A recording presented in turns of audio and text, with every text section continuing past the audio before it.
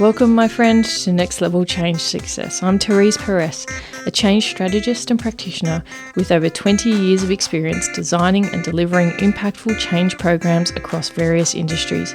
In this podcast, I share real-world practical strategies to help you create and deliver positive change experiences, whether you're a leader, practitioner, or someone looking to bring new ways of working to life. In today's fast-paced world, change is constant.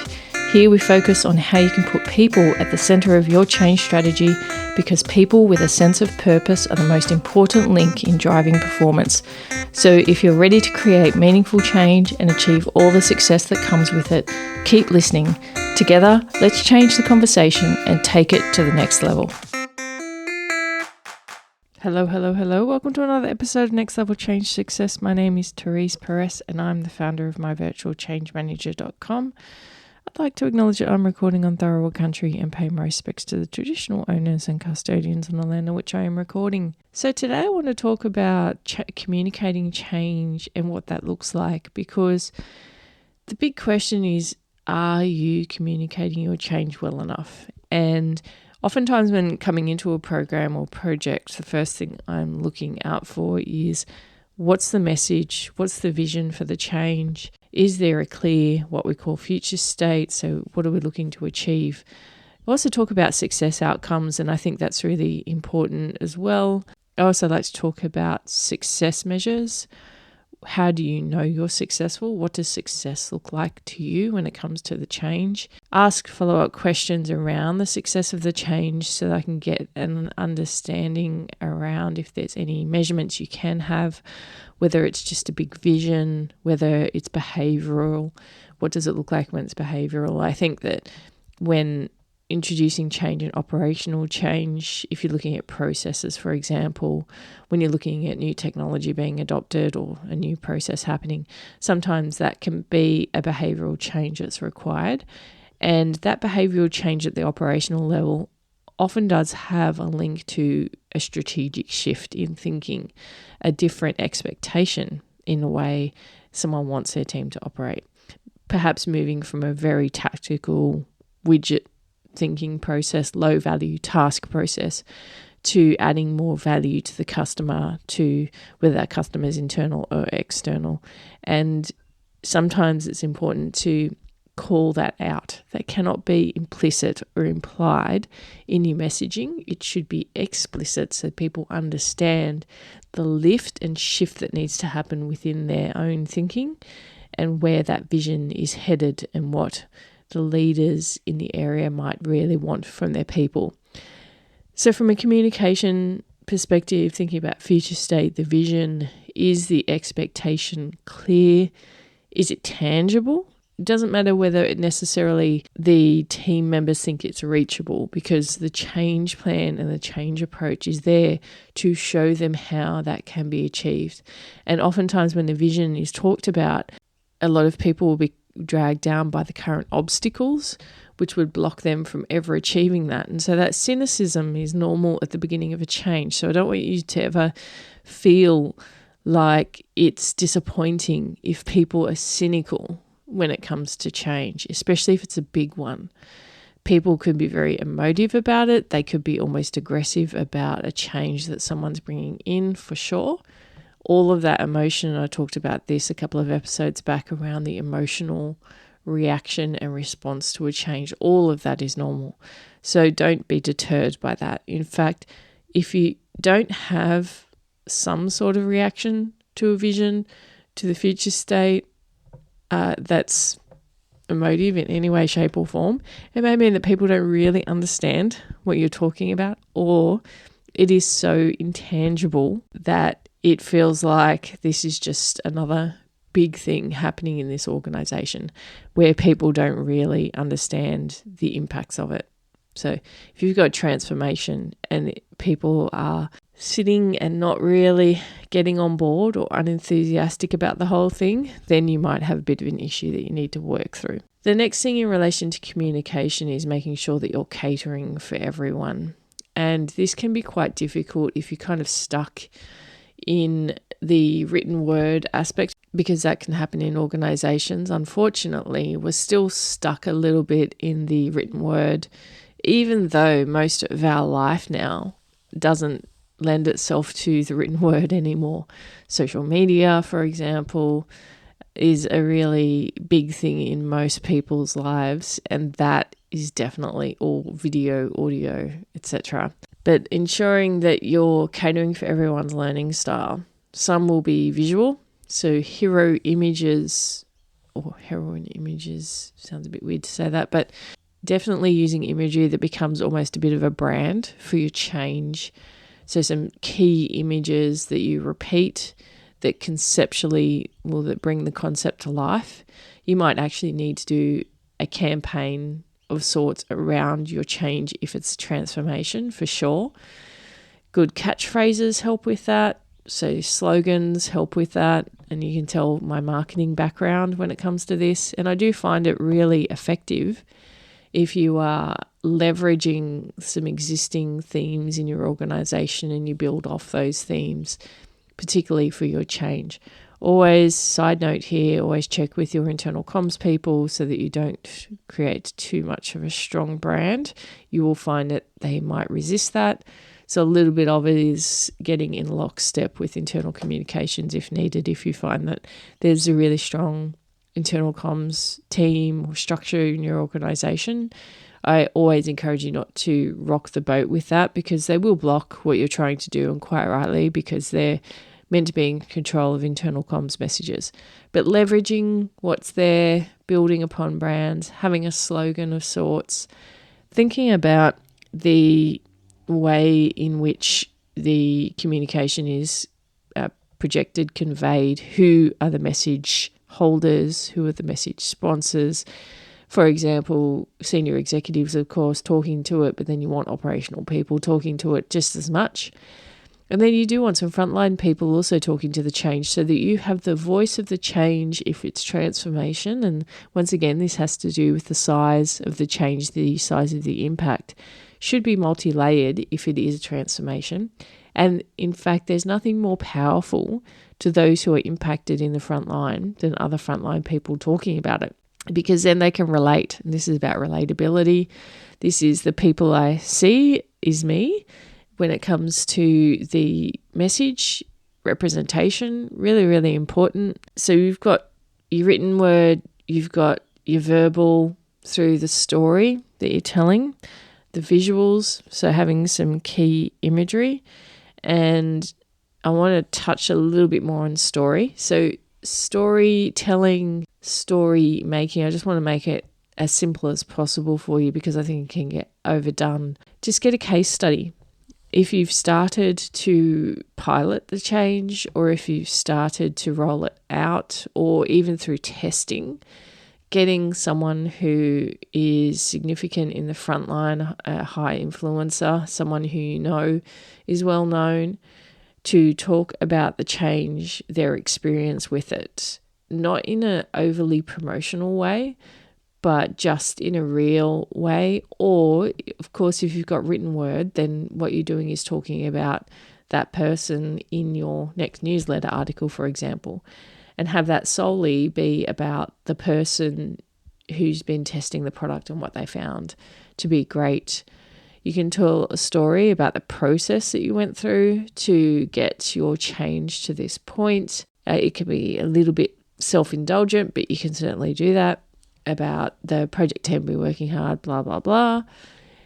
Gratitude in your messaging for those who are involved. I think acknowledgement is so key for those who have assisted, helped, participated, really jumped on board is always really good to do. It's just acknowledgement goes so far from a goodwill perspective, and yet is so rare sometimes when it comes to the work that people do.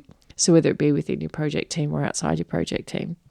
And I also say, if you can, if it's not a serious change, this may not really apply for if you've got a compliance or a reputation issue that you're dealing with from a change perspective when it comes to your project.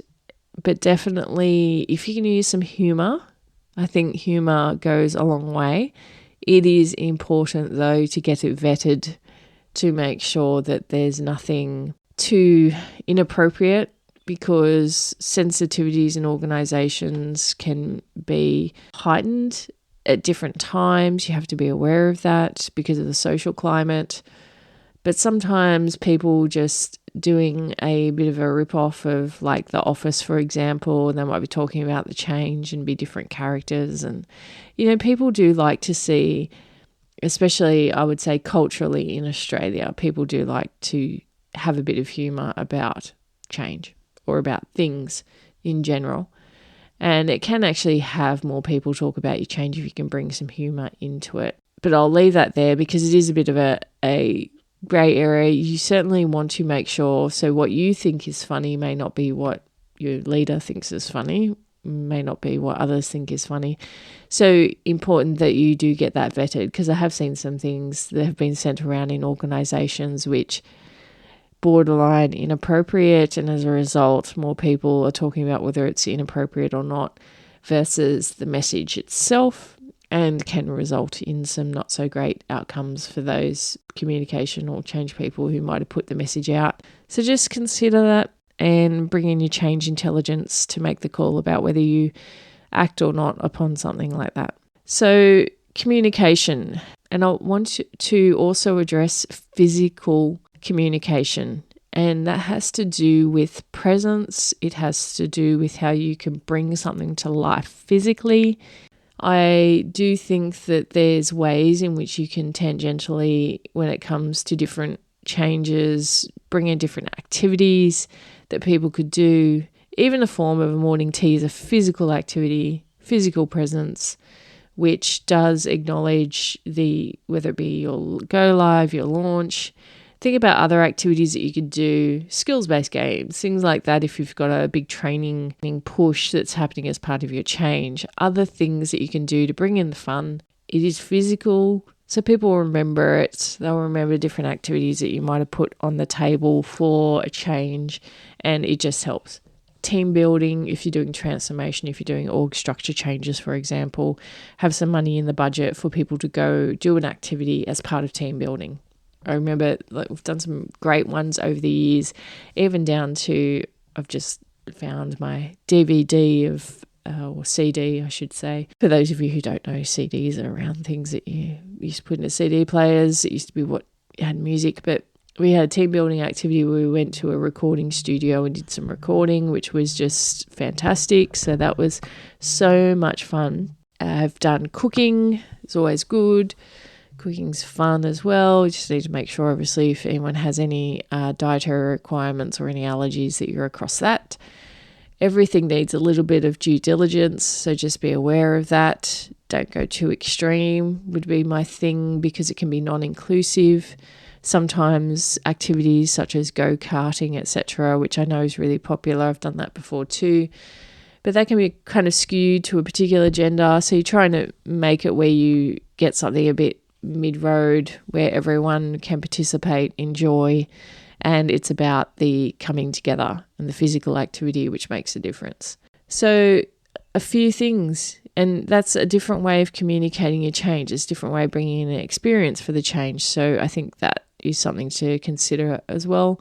Sometimes it's about taking the time to have a think about, well, if I was going to introduce physical activity here, what would it be? Is there something else that we can do which still supports this? For example, I remember during a org structure change where there was a big OH&S push. So going in, we got teams, we got representations from different teams to come together to undertake work health and safety training. You would think that was quite mundane, but to be honest, no one had ever had it in the organisation. So it actually ended up being a good cross-section of people. I was in a room with people I didn't particularly know well, but we got to train together, and even that activity had us get to know each other better in an environment where people had never had training, or some people had training and were pretty non-enthusiastic. Others had never had training in that space and learnt a lot. And so it just became a good time to get to know other people, really. And that is always worth its weight in gold. So underrated, but so important when it comes to getting your organisation to gel, or your team to gel, or your department to gel.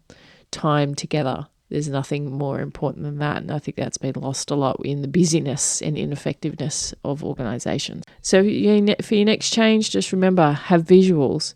Remember, people learn in different ways. Visuals, verbal, written, to explain things. Sometimes you have to be more detailed, whether you like it or not. The use of story and having case studies and people telling their story about using the product, the process, moving from one to the other, and having that be out there as well. Think about the messaging, the brand when it comes to your communication. Think about the experience and what you can do physically from a physical perspective for your change as well. All of those elements of communication are powerful. And a final reminder that your vision, if not explicit, if there's anything that's implied or anything that people are thinking is, oh yeah, I really do want people to think more strategically, or to add more value as part of this change to their stakeholders. We want them to not do the low value task, but really focus on adding value to stakeholders. Then really do consider making sure that you're explicit about that in your communication, because your vision might have a lot of implied change, but it's not clear enough for people to really understand, focus on, and start to walk that path. I hope you've enjoyed this episode today, and come to myvirtualchangemanager.com. We're about to open the doors to our final course for this year, Change in Projects. So if you want to join, it is the end of September, and we are going to be running the course in October. So jump onto the site. You will see some information about that. See whether you want to add change skills in a project. If you're working in projects, if you want to add change skills to your already probably quite comprehensive toolkit, then come along. If you're looking to get into change, or even if you're in change already, but you're really struggling around how you're delivering the projects, so you might just be lacking a bit of confidence or not quite so sure around when you should be doing your activities, because sometimes you can really get into a washing machine of debate in projects when you go through your first couple, then come along, because this is definitely do cover about how change links in with projects and project delivery, and I also talk about the key artifacts that you really should focus on delivering, because they're going to help you to be able to deliver and deliver fast. I know that there's always time pressure when it comes to change. Okay, I hope you have a wonderful day, and just remember that change matters because your people matter.